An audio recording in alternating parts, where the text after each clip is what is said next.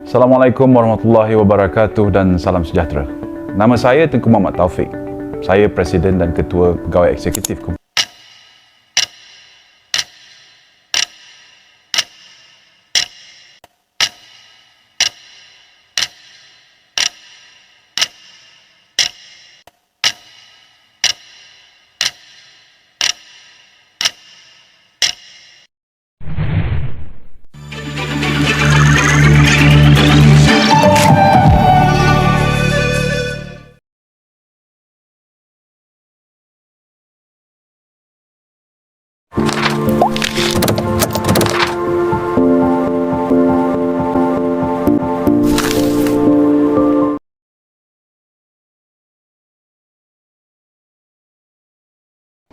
Sejarah pembangunan Petronas.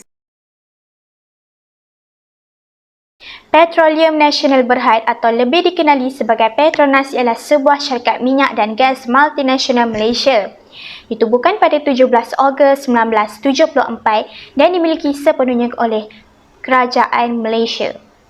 Syarikat ini telah mendapat hak keseluruhan terhadap sumber-sumber minyak dan gas di Malaysia dan diamanahkan dengan tanggungjawab untuk membangunkan dan menambah nilai kepada sumber-sumber tersebut. Fortune Global 500 telah meletakkan Petronas sebagai sebuah syarikat ke-95 terbesar di dunia pada tahun 2008 dan ke-80 terbesar pada tahun 2009. Ia juga meletakkan Petronas sebagai syarikat perbadanan ke-13 paling banyak membuat keuntungan di dunia dan yang paling banyak keuntungan di Asia. Menurut senarai kedudukan yang diterbitkan oleh Forbes Global 2000, Petronas Gas diumumkan sebagai syarikat awam ke-1881 terbesar di dunia pada tahun 2017. Sejak diperbadankan, Petronas berkembang menjadi syarikat minyak dan gas dengan kepentingan perniagaan di 31 negara.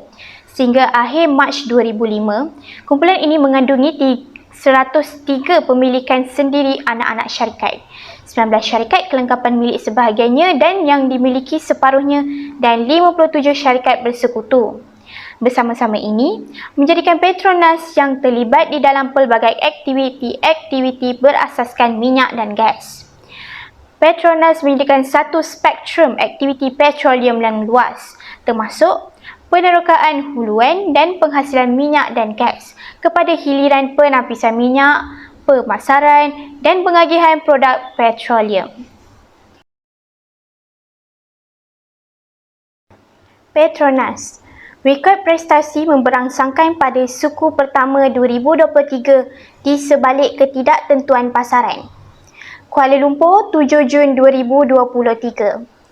Petronas merekodkan keuntungan selepas cukai PAT sebanyak 23.8 bilion ringgit Malaysia bagi suku pertama 2023, penurunan 2% daripada suku keempat 2022. Berbanding suku sama tahun lalu, PAT mencatatkan peningkatan 2%. Pendapatan kumpulan suku berkenaan adalah 90.4 bilion. Penurunan 15% daripada suku keempat 2022. Prestasi yang dilaporkan adalah peningkatan 16% berbanding pendapatan yang direkodkan pada suku pertama 2022. Mengambil kira risiko ketidaktentuan dan ketidakpastian yang berterusan dalam persekitaran perniagaan, Petronas mengekalkan prospek berhati-hati untuk 2023. Kumpulan akan terus melaksanakan pengurusan kewangan berhikmat dan berdisiplin dalam pelaburan semula untuk mengukuhkan portfolio perniagaan serta membina tahan dengan menambah baikkan berterusan untuk kecemerlangan komersial dan operasi. Mari kita teruskan lagi dengan objektif syarikat Petronas. Objektif syarikat Petronas adalah lebih kepada menyumbang kesejahteraan rakyat dan negara. Objektif syarikat ini sentiasa produktif, efektif, inovatif di dalam melakukan kerja-kerja yang dipertanggungjawabkan oleh pelanggan-pelanggannya. Di samping itu, syarikat ini juga menambah lagi pengalaman kerja yang lebih luas dalam bidang kerja mengikut peredaran zaman teknologi maklumat ini. Syarikat ini juga mengamalkan cara kerja berpasukan atau teamwork agar dapat mewujudkan persefahaman dan keharmonian bagi meningkatkan prestasi kerja yang lebih sempurna di kalangan pekerja di masa hadapan. Malah, syarikat ini juga sentiasa memastikan tahap profesionalisme, daya saing yang sihat serta kecekapan yang tinggi bagi menyahut cabaran ke arah wawasan 2020. Seterusnya, pengenalan berkaitan CEO Petronas. Datuk Tengku Muhammad Taufik Tunku Aziz dikenali sebagai pakar kewangan. Beliau telah menjawat pelbagai jawatan dalam bidang itu termasuk naib Presiden Eksekutif Kewangan Petronas. Datuk Tengku Muhammad Taufik ialah Presiden ketiga syarikat itu selepas Tan Sri Muhammad Hassan Merican meletak jawatan pada Februari 2010. Mengambil alih teraju firma minyak negara pada usia 47 tahun, sesetengah pihak menganggap beliau agak muda untuk jawatan tersebut. Namun beliau merupakan seorang yang sangat pintar dan sangat rajin. Datuk Tengku Muhammad Taufik Tengku Aziz juga telah membina kerjaya yang panjang dalam minyak dan gas, membelanjakan sebahagian besarnya di Petronas sendiri. Beliau meninggalkan Petronas untuk menyertai Tanjung PLC sebelum memegang jawatan sebagai Ketua Penggawai Kewangan di Sapura Kencana Petroleum yang kini dikenali sebagai Sapura Energy BHD. Beliau juga merupakan rakan kongsi firma perakaunan PwC Malaysia. Kini, ia adalah bahagian berkaitan dengan personaliti CEO Petronas. Setahu saya, Tengku Muhammad Taufik ialah seorang yang baik. Beliau juga mempunyai integriti yang utuh. Walaupun beliau memegang jawatan sebagai seorang CEO pada usia yang muda, beliau mempunyai keluasan perniagaan yang mencukupi. Orangnya juga sangat pintar dan sangat rajin. Lebih penting lagi, dia seorang yang merendah diri dan bersedia untuk mendengar segala luahan dan idea pengikut-pengikutnya. Ini adalah merupakan antara tempat Tengku Muhammad Taufik telah melanjutkan pendidikannya. Sekitar pada tahun 1962 hingga 1966, Tengku Muhammad Taufik menjadi seorang mahasiswa di Universiti Strathclyde dan mengambil jurusan Sarjana Muda Kepujian Perakaunan dan Kewangan. Pada tahun yang berikutnya, beliau menyambungkan pelajarannya di Institut Akauntan Bertauliah di England dan Wales.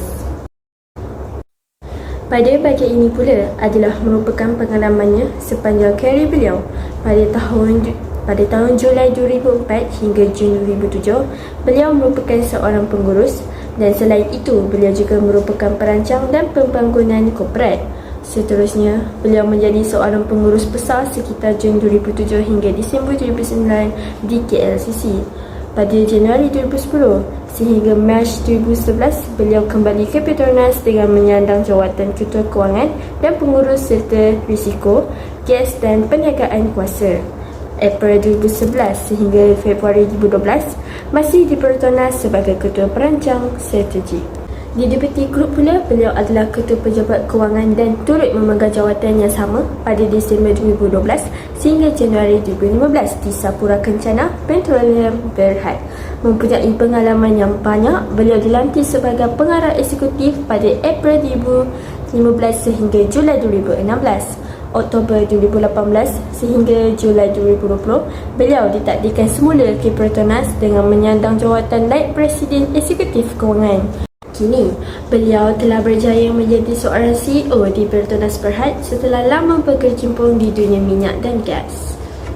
Jelaslah bahawa untuk menjadi seorang pemimpin yang berkaliber, kita bukan sahaja memerlukan personaliti yang baik, malah pengalaman dan ilmu akan mendidik diri kita.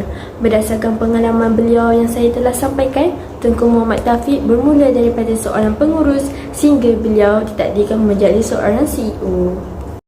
Di sini saya akan menceritakan tentang cabaran dan usaha yang dihadapi oleh Tengku Muhammad Taufik Tengku Aziz sepanjang beliau berada di Petronas. Seperti mana yang kita ketahui, beliau dilantik menjadi CEO Petronas pada Julai 2020 di mana wabak COVID-19 sedang giat menular di seluruh negara dan menyebabkan ekonomi negara juga kian merudum.